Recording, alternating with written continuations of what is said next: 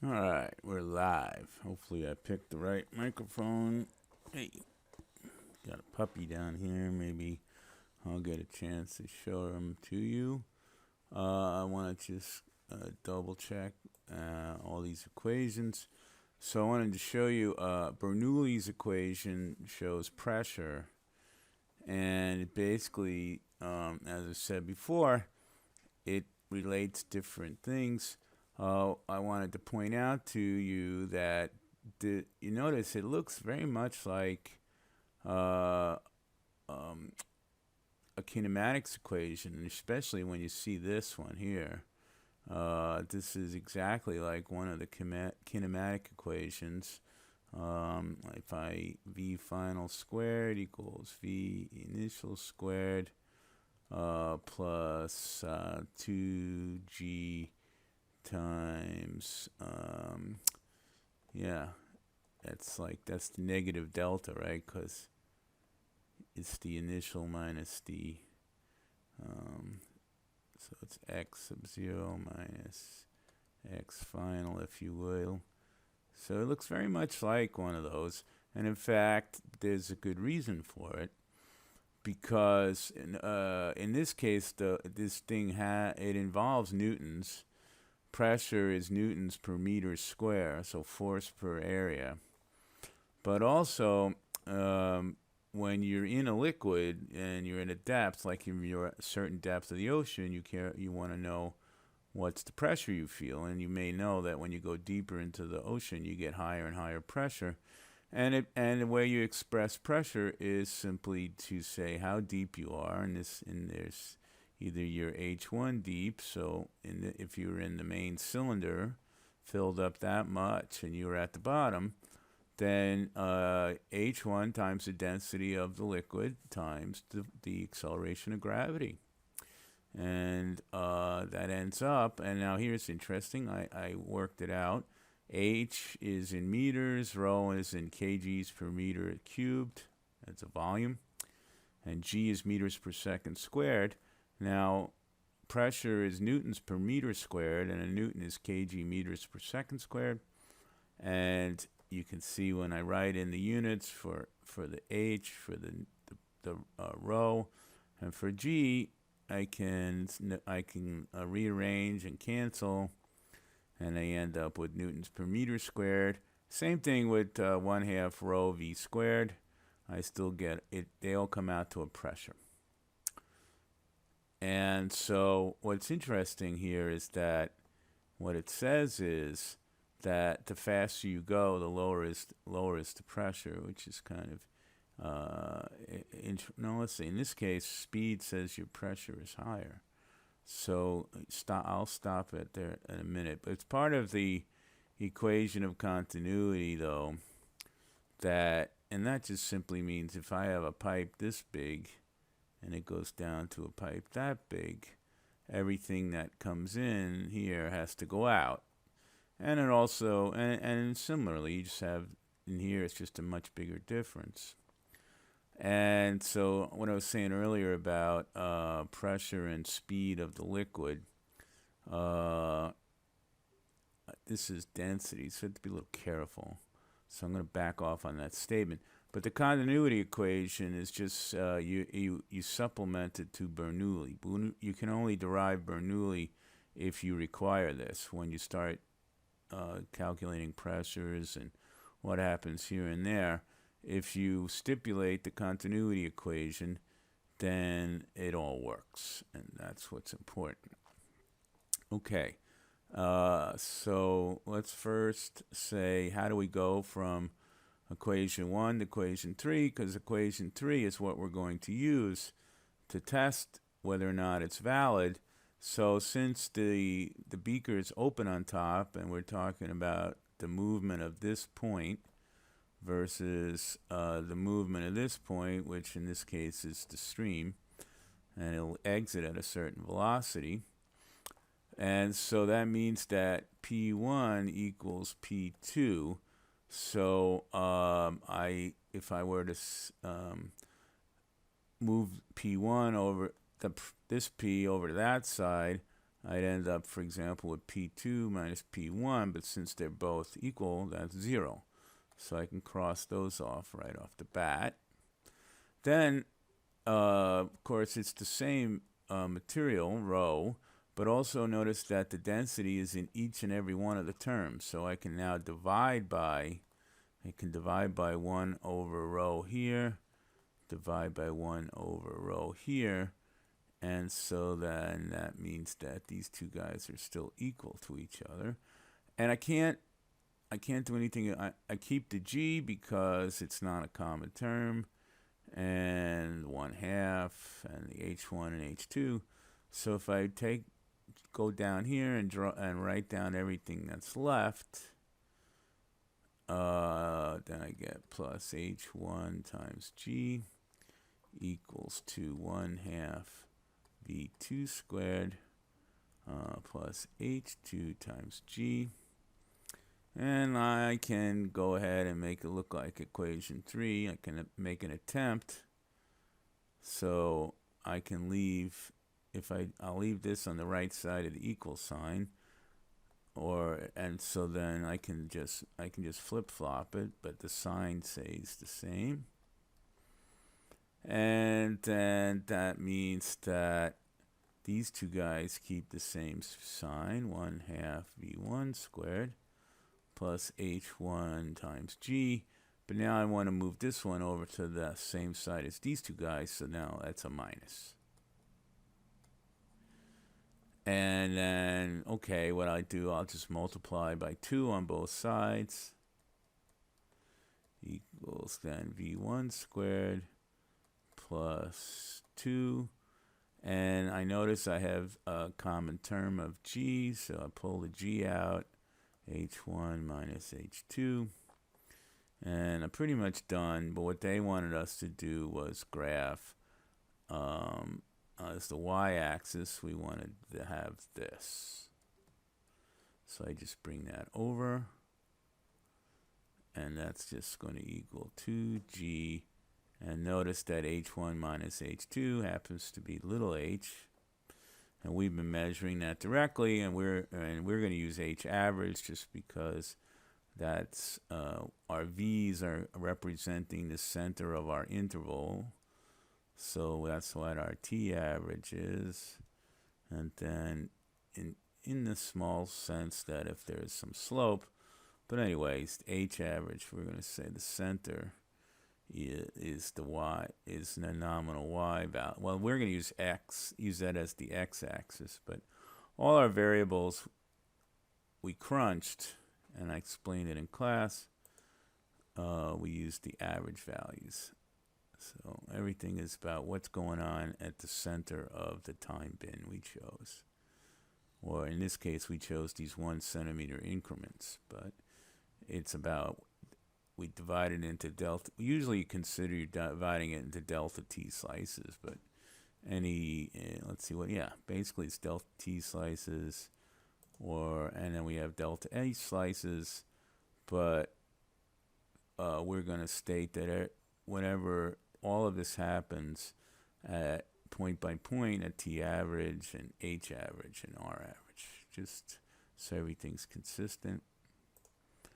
And so what happens then, I expect that if I do this y equals mx plus b, I expect m, the slope, to equal 2g, and I do expect the y-intercept to equal 0, because I don't even see one here.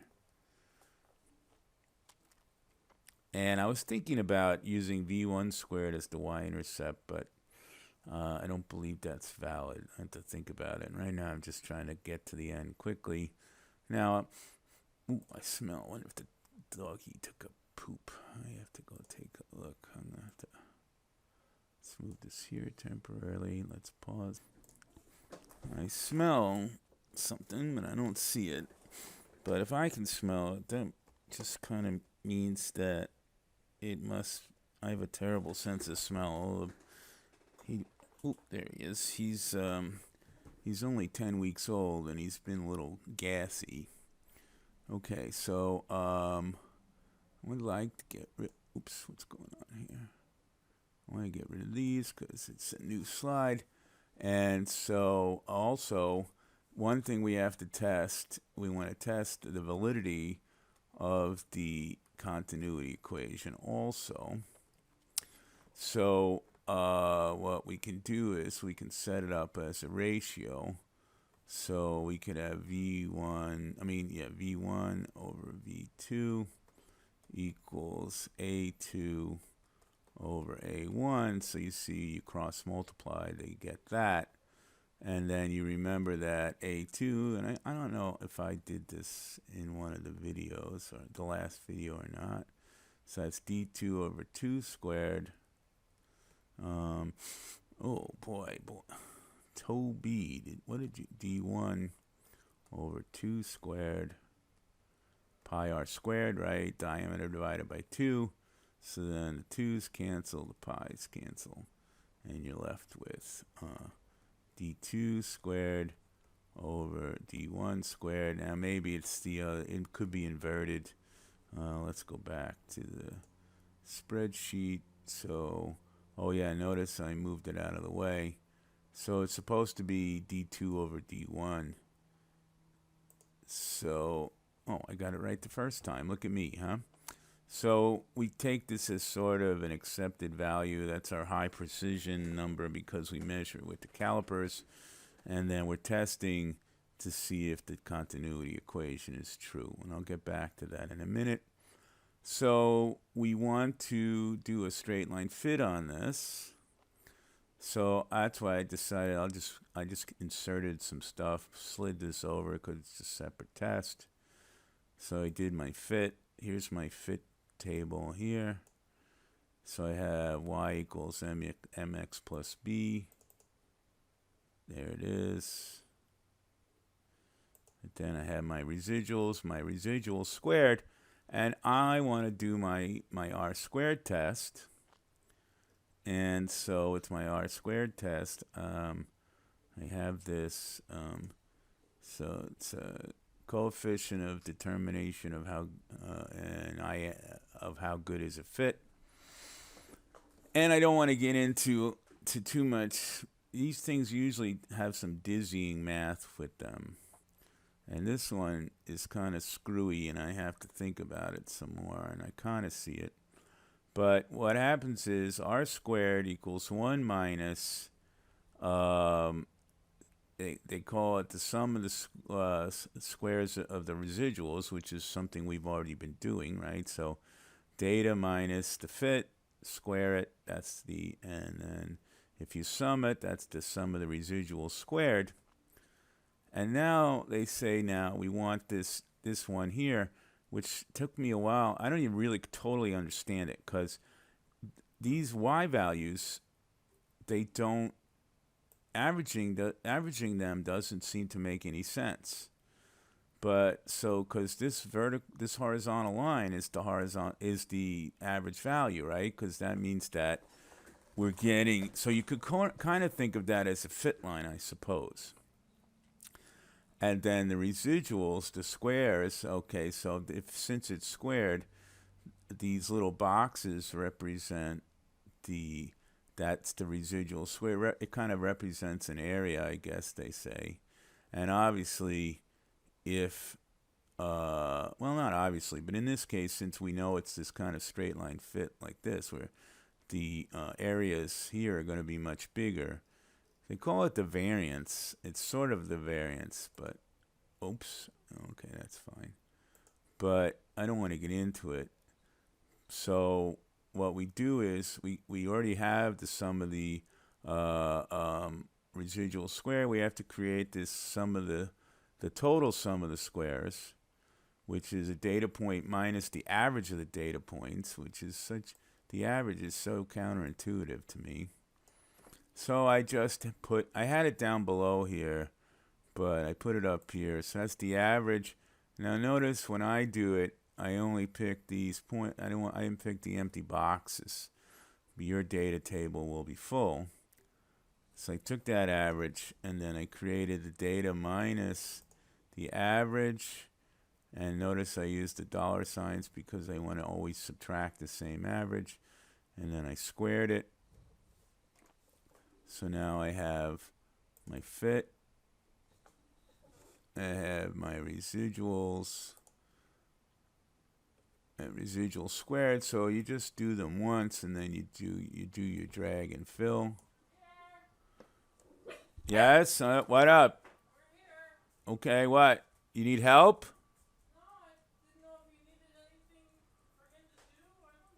Okay, that's fine. Don't I'm on oh, I'm talking to Jenny. She just came in. She's waiting hours for a tow truck. Sorry to yell at you guys.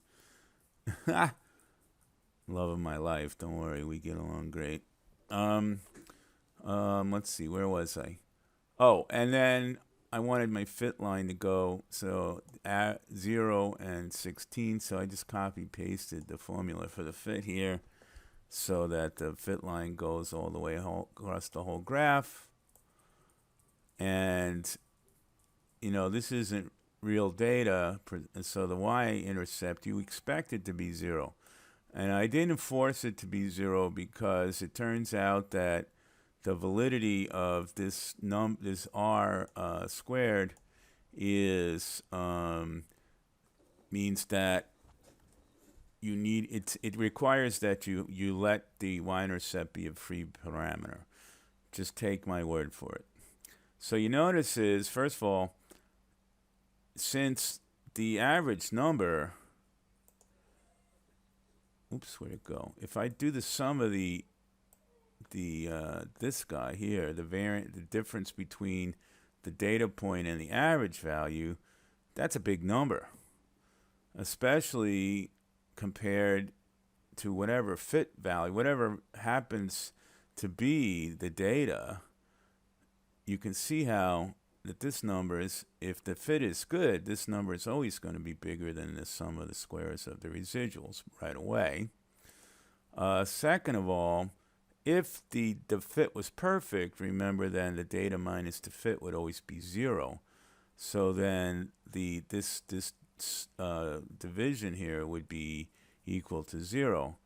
But notice here that it turns out that the sum of the squares total is so huge that at the end of the day r squared ends up being 1, and that means that you have demonstrated you have linearity basically. And so you could imagine what can happen though is that they claim that this can go negative, and I thought I understood it well enough to explain. And so unexplained variance, right? So a baseline value which always predicts y average will have an r squared equals 0. So I think that means, I have to think about it. But anyways, the bottom line is, if you got an r squared that's very close, it's positive and close to 1, then you declare victory. And in this case, it is 1, so that's the best of all. So and you see that, and this is, again, this data, I just kind of cobbled it together, so I'm not completely surprised. So when I get somebody's real data, I'm going to be really interested to see that. So if I get this to work out, the sum of the residuals, the residual squared, the sum of the data minus the average squared, and then I 1 minus the two of them, it equals, and that gets me my r squared. So, I got my r squared equal 1. I'm happy. Now, this is, I guess you call the accepted value, 2 times 980, and you notice that, well, they're not that far apart. But, the y-intercept, you really expect it to be 0. So we need to look at, we need to look at people's actual data. And then I remind you that if I want to figure out a plus minus for the slope, I take the standard deviation of the sample of the residuals. Then I compute the standard error. And I'm not going to put that up here because I want you guys to look back in your notes.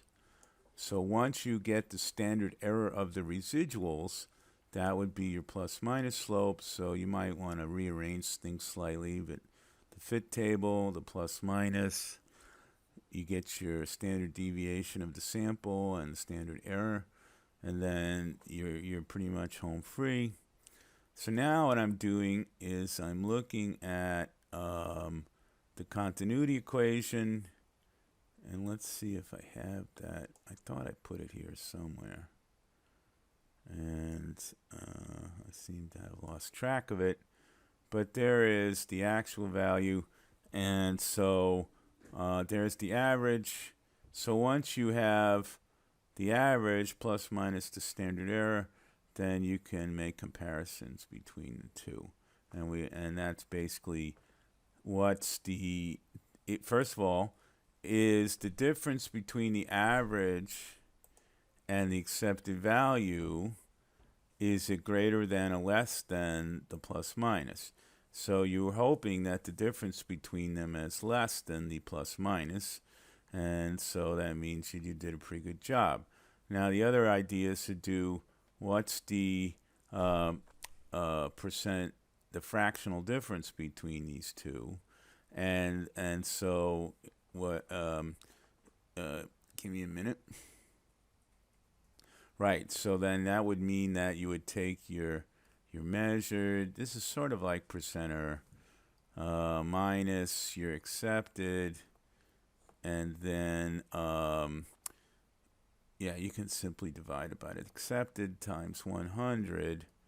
And that, you call it the percent difference, but that's the fractional difference between your two numbers. And usually we're happy if it's about 10% or less.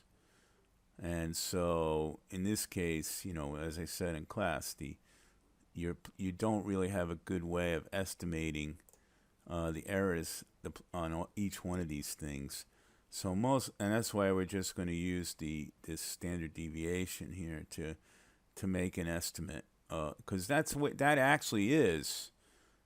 The standard deviation of the sample and then making the standard error is actually a good estimate of the plus minus on this.